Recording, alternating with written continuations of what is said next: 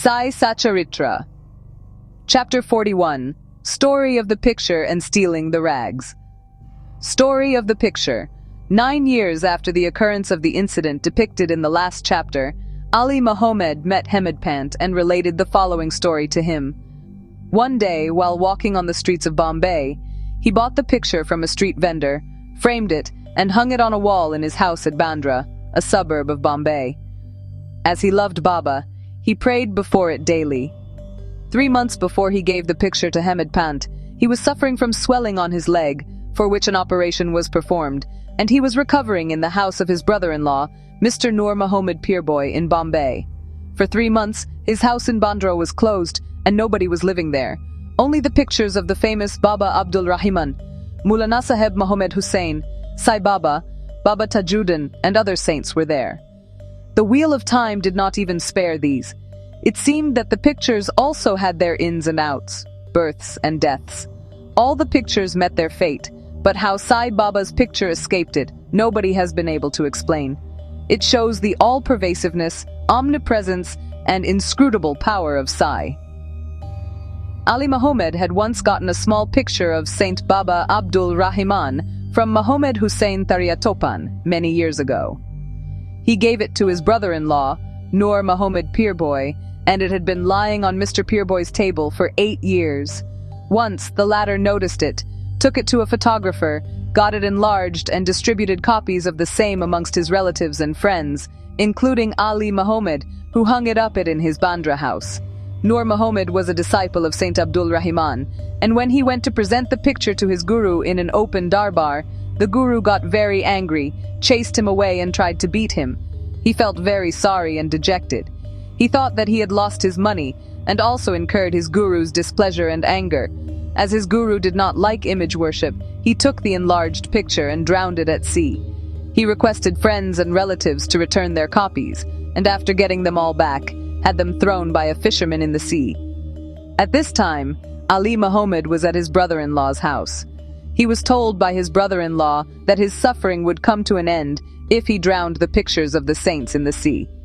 Hearing this, Ali Mahomed sent his manager to his Bandra house and got all the pictures of the saints thrown into the sea. When Ali Mahomed returned home after 2 months, he was surprised to find Sai Baba's picture on the wall, exactly where he had left it. He did not understand how his manager had taken away all the pictures except this one. He immediately took it off the wall and kept it in his cupboard, fearing that if his brother-in-law saw it, he would do away with it. While he was thinking about how it should be disposed and who would keep it well, Sai Baba providentially suggested that he should see and consult Maulana Ismu Mujawar and abide by his opinion. He met the Maulana and told him everything. After thoughtful consideration, they both decided that the picture should be presented to Anasaheb, Hamed Pant, and that he would protect it well. Then they both went to Hamed Pant and presented the picture in the nick of time. This story shows how Baba knew the past, present, and future, and how he skillfully pulled wires and fulfilled the desires of his devotees. The following story shows that Baba liked people who took real interest in spiritual matters very much. He eliminated all their difficulties and made them happy. Stealing rags and reading the Jnaneshwari, Mr. B.V. Deo, Mamladar of Dahanu, wished for a long time to read the Jnaneshwari, the well-known Marathi commentary on the Bhagavad Gita by Jnaneshwar. He read a chapter of the Bhagavad Gita and some portion of other books daily, but when he tried to read the Jnaneshwari, some distractions prevented him from reading it. He took 3 months of leave and went to Shirdi.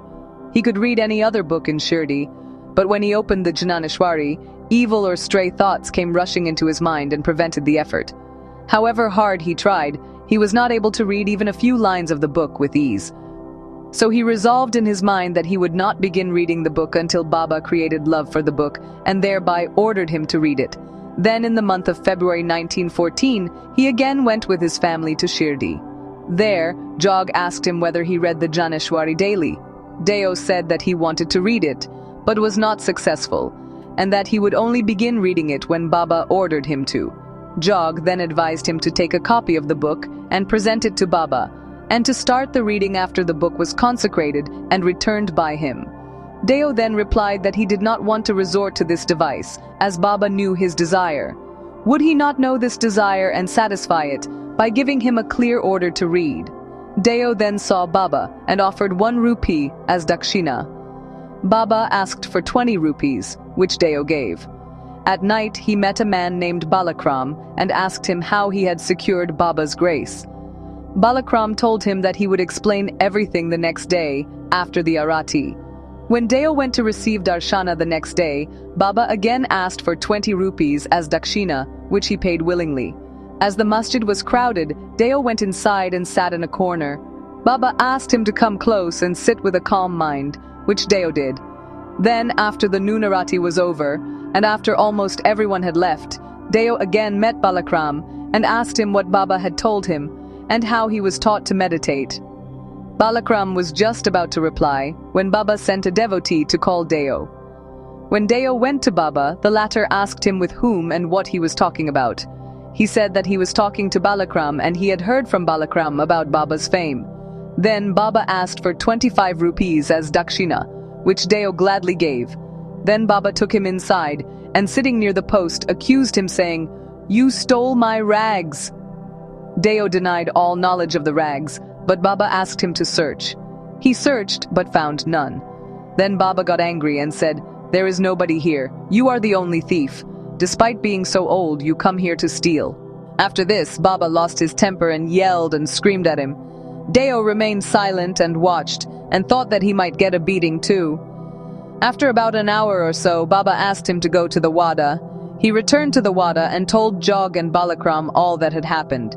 Then in the afternoon, Baba sent for Deo and said that his words might have pained the old man, Deo, but since he had committed the theft, he could not speak out. Then Baba again asked for 12 rupees. Deo paid it and prostrated himself before Baba. Then Baba said to him, "What are you doing?" "Nothing," replied Deo. Then Baba said, "Read the Jnaneshwari daily. Go and sit in the wada. Read something regularly every day, and while reading, explain your reading to everyone with love and devotion. I am here, ready to give you the whole gold-embroidered shawl. Then why go to others to steal rags? And why should you get into the habit of stealing?" Deo was very pleased to hear Baba's words, for he had asked him to start reading the Jnaneshwari. He thought that he got what he wanted and that he could read the book with ease thenceforth. He again prostrated himself before Baba and said that he surrendered himself to Baba, and thus should be treated as a child and be helped in his reading. He realized what Baba meant by stealing the rags.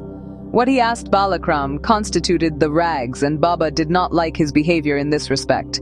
As Baba was ready to answer all his questions, he did not want Deo to ask others and make unnecessary inquiries. Deo thought that Baba did not harass and scold him, but rather taught him that he was ready to fulfill all his desires, and that there was no use of asking others in vain. Deo took this scolding as a blessing, and went home satisfied and content. The matter did not end here. Baba did not stop with issuing an order to read. Within a year, he went to Deo and inquired about his progress.